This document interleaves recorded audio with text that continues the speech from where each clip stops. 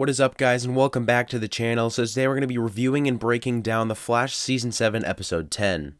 But of course, before we get started, make sure that you guys like, share, subscribe, turn on notifications, and comment any other video ideas for me.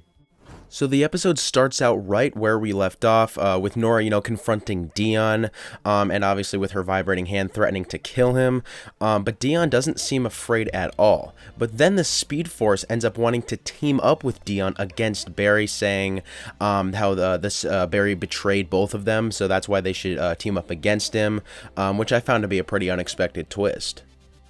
So then we see Barry and the rest of Team Flash talking with Alexa, aka the Strength Force, and they find out that Barry and Iris can sense the other forces, as obviously they were created by them back in episode 3, and then eventually they convince Alexa to train with Barry in preparing for the Speed Force to come back.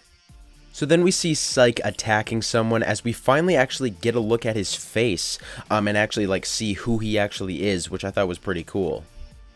So then eventually Barry and Iris find out that Psych attacked and killed this guy, and they get the suspicion that they can find out who Psych really is after thinking that Psych is specifically targeting certain people.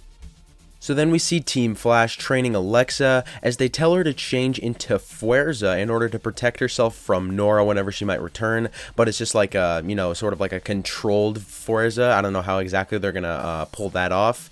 However, Alexa says that she isn't able to do that.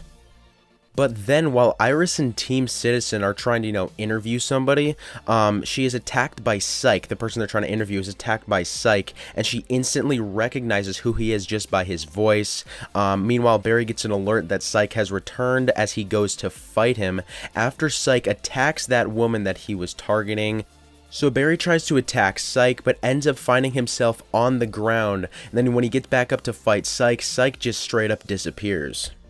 So yeah, we end up finding out that Psych's real name is Bashir, and we also find out that Barry wants Fuerza to take down Psych.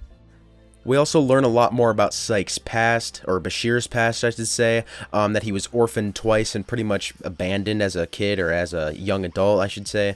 Iris thinks that she can use that information to get through to Psych and make him stop his reign of terror. So then Alexa continues her quote-unquote training. Barry keeps telling her that she has to, control Fuerza as Fuerza comes out.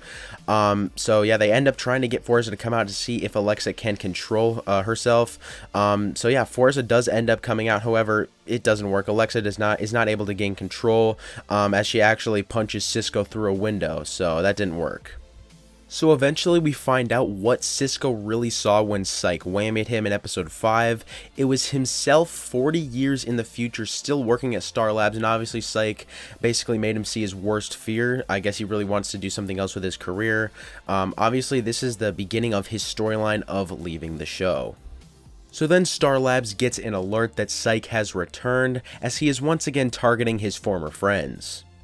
So then Barry and Alexa confront Psych, who grabs Barry with those tentacle-looking things that he uses with his abilities, but then Alexa is able to connect with Fuerza, who ends up going against Psych, and then Barry, with the help of Iris, is able to talk Psych out of his villainous ways, and Iris was even able to, talk to Psych through their minds, which I thought was pretty interesting.